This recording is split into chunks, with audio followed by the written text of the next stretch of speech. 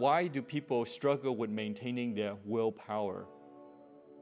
Why can't Buddhas and Bodhisattvas just create a happy land for us to be in?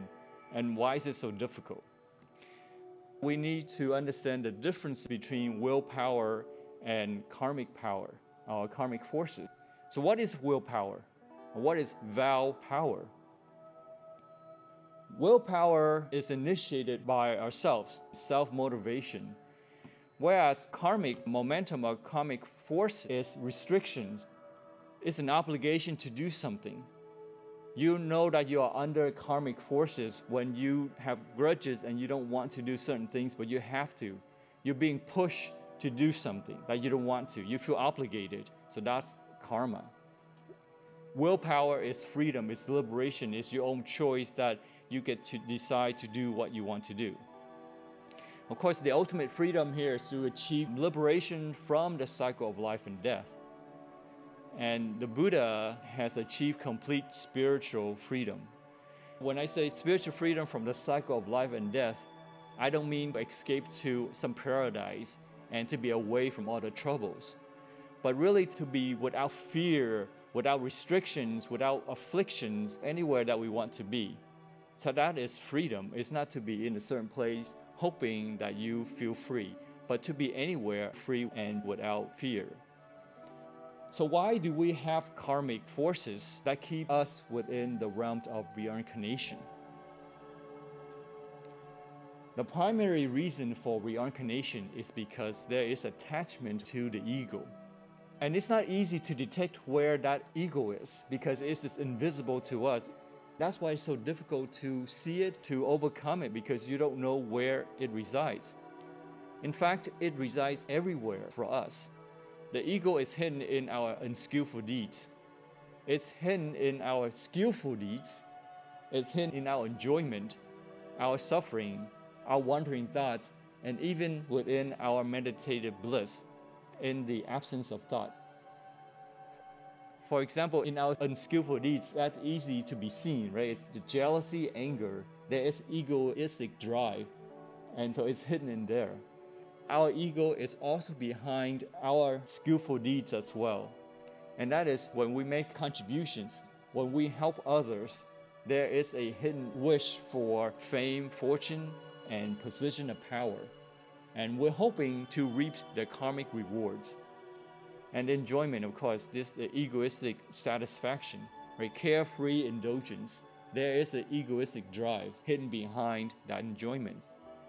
And then for suffering, there are people who like to stay in suffering, even with encouragement to get out of suffering. They don't want to be out of their suffering. They want to remain as victims. Why? Because of the ego. Because they want to justify their anger and their hatred. In other words, they're calling for attention. And in wandering thoughts, our wandering thoughts are involuntary, discursive thoughts. These are thoughts that continue to jump from one thought to another and cannot be focused. And all these wandering thoughts are looking for a way to satisfy the egoistic search. And these things are inhibiting our wisdom. Similar to the absence of thought, where a person is drowning in meditative joy and it's inhibiting his or her wisdom. This doesn't mean that we should avoid everything in order to remove the ego. Before we achieve enlightenment, we should first practice skillfulness and positivity, and to avoid unskillfulness and negativity.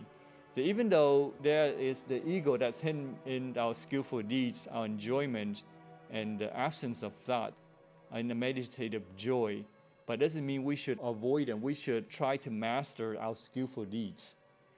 So the very basic that we should learn is at least to be skillful and positive. I want to make a point that I'm bringing this up just for your awareness and not to encourage you to avoid all skillful deeds in order to avoid the ego. Given that the ego is behind the pushing of this wheel of cycle of life and death, what can we do to slow down this wheel of the samsara, of the cycle of life and death? One is to give up wrong views about Buddhism. When we worship the Buddha, we don't see the Buddha as a god. When we pray to the Buddha, we don't pray like we pray to the Buddha as a god. Right? The Buddha was a human being, an extraordinary human being who gained enlightenment by his own efforts. So he set examples for us to follow. Not just an example, but he did it. So he was leading by example. And so we too can achieve enlightenment if we put in our own efforts. Everything that happens to us is due to past karma. This is wrong thinking. So we should give up this wrong thinking, that everything happens to us is because of our past karma. Karma is just one aspect of influence. We're not ignoring our past karma, and we're not taking it to be totality, but our presence consists in our past karma, our current karma, the things that we do, words that we say, the thoughts that we think, and our environment. All those things shape our presence.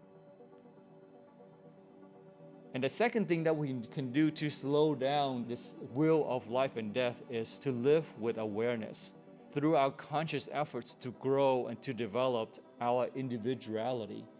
A person who is an individual is a person who is responsible, who's moral, and moving towards higher levels of consciousness, meditativeness, and wisdom. So that's an individual. So a person who lives without awareness is a unit in a mass and not moving towards higher level of consciousness.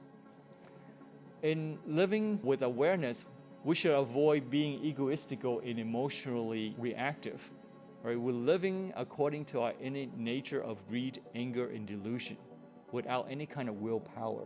So we just go with the flow. We continue to push that wheel of cycle of life and death, and we're not slowing it down. But when we live with awareness and we have willpower to change the direction, then we are slowing down that speed, the wheel of cycle of life and death.